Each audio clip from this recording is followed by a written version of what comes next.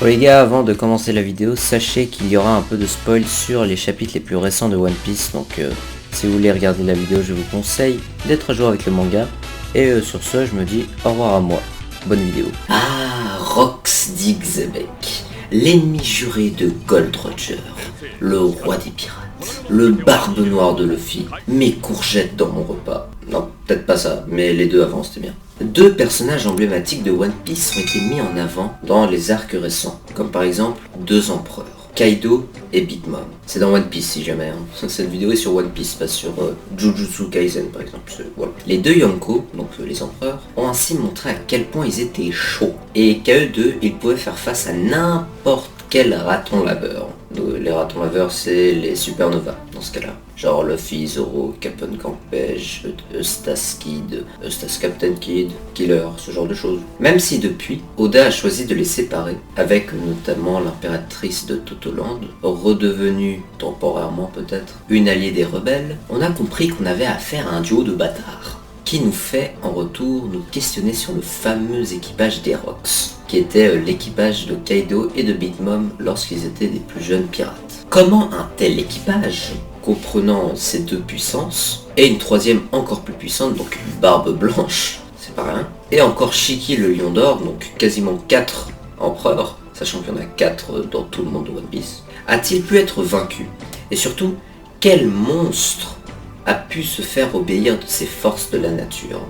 C'est en effet une sorte de teasing, voilà, de Rox Digzebek, oui, parce que c'était un dit, qui nous est fait dans la démonstration de force des deux grands empereurs. Il serait alors assez logique que lors du prochain entracte, Oda nous en dise finalement bien plus sur ce pirate qui avait fait trembler le gouvernement mondial. On pourrait ainsi non seulement comprendre les sources de sa puissance, mais aussi se voir révéler de nouvelles informations sur la signification du Di. Le Di qui est pour l'instant la volonté du Di contre les dieux, quoi, voilà. Avec aussi, pourquoi pas, le dévoilement d'un lien de filiation avec Barbe Noire. De quoi nous faire espérer la fin rapide de l'acte 3 actuel, Wano.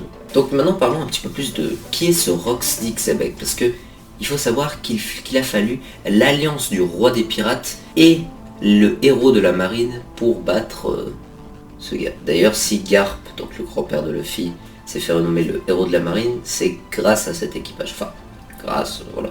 Rox Digzebek, plus simplement connu sous le nom de Rox, est une personne qui est devenue célèbre et influente il y a 40 ans.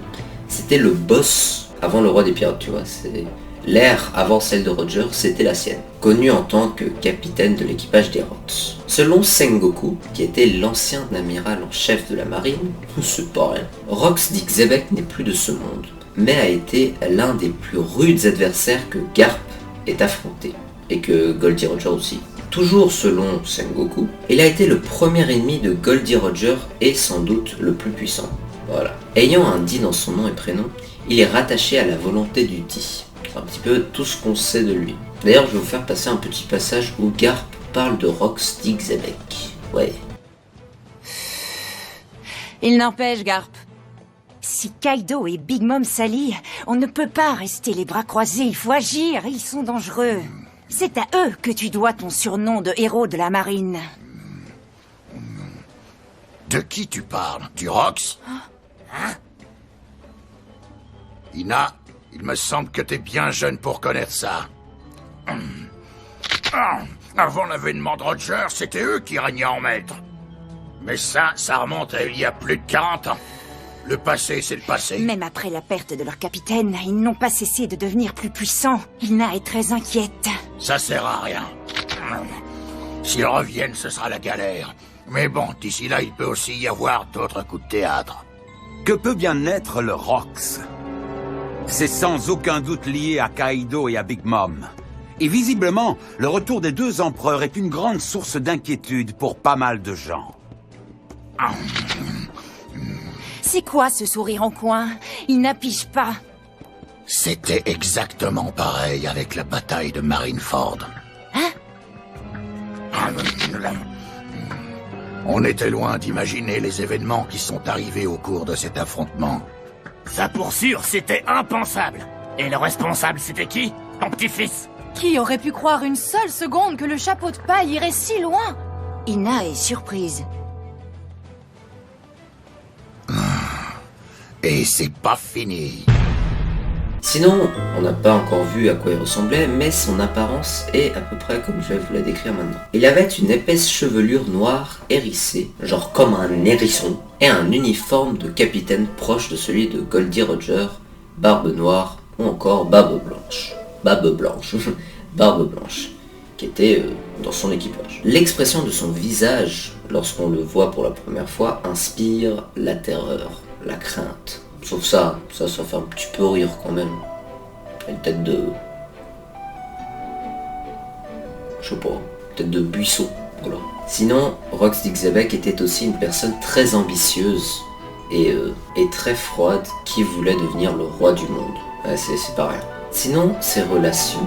Il avait comme allié l'équipage des Rox, ce qui est normal vu que c'est son équipage. Dans cet équipage, il y avait Kaido, la créature la plus puissante, Big Mom, la femme la plus puissante, Barbe Blanche, l'homme le plus puissant, donc tout ça c'est du monde. Hein. Shike le lion d'or qui s'est pris, qui s'est évadé d'Impel Down, c'était le seul, avec Luffy après, et qui avait un niveau empereur, parce que il allait à 6h du matin au quartier de la marine et s'est pris Garp et Sengoku, ce n'est pas rien. Et après il y a encore d'autres personnes comme le samouraï comme le capitaine John qui était un samouraï mort à Thriller Bark, ou encore d'autres gens, je les ai pas tous en tête. Sinon comme ennemi, il avait forcément le gouvernement mondial et les dragons célestes, vu que c'était dit.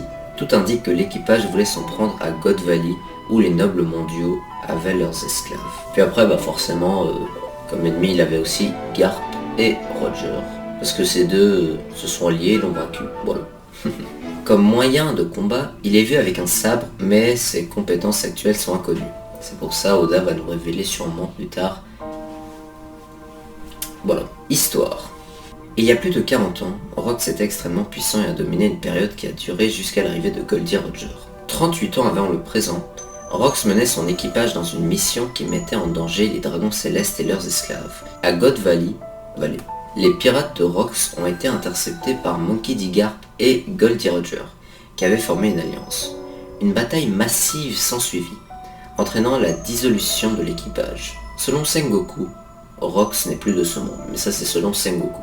Je veux dire, moi personnellement, pourquoi je crois qu'il va revenir. Arc Rêverie. L'arc Rêverie, c'est à peu près l'épisode 880, 890, jusqu'à 920, 910 par là, je crois, je sais pas. Garp considère Rox comme une chose du passé, et le public n'a pas beaucoup de connaissances de Rox. Ina et Garp ont échangé quelques mots sur Rox. Ina note que même après avoir perdu leur capitaine, les personnes liées à Rox ont grandi en puissance, ce qui l'inquiète. Ce sont même les pirates les plus influents du Nouveau Monde. Garp répond que le retour de Rox serait synonyme de grande menace pour la marine. Donc voilà, c'était un petit peu tout ce qu'ils disent sur cet article. Et sinon, moi, si je pense qu'il va revenir, c'est parce que je considère Katakuri et Luffy comme les nouveaux Barbe Blanche et Roger. Jusque là, peut-être vous êtes d'accord, peut-être pas.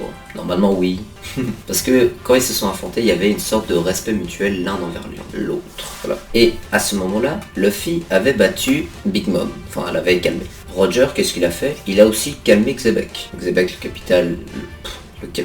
le capitaine de Barbe Blanche, et Luffy, à son tour, il a calmé le capitaine de Katakuri. Voilà, si on fait un petit peu le lien. Or, Big Mom est revenu à l'arc Wano. Donc, normalement, si on suit un peu l'histoire et que c'est la même chose juste 40 ans plus tard, eh bien, Xebec devrait revenir par la suite, même juste après l'arc Wano.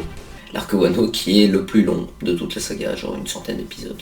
Du coup, voilà ce qui me fait penser que Rox Dixabec va revenir, et en plus j'ai envie de le voir. Et peut-être que même on va voir quelqu'un périr à ce moment-là, genre Garp. Peut-être, je sais pas. Et du coup, voilà, j'espère que cette vidéo vous aura plu. N'hésitez pas à liker, commenter, partager comme d'habitude. Et sur ce, je vous souhaite une très bonne journée, une très bonne soirée. Prenez soin de vous et à la prochaine. Cette vidéo était longue pour rien, parce que j'aurais juste pu dire, Rox Dixabec va faire son retour après Wano no Kuni.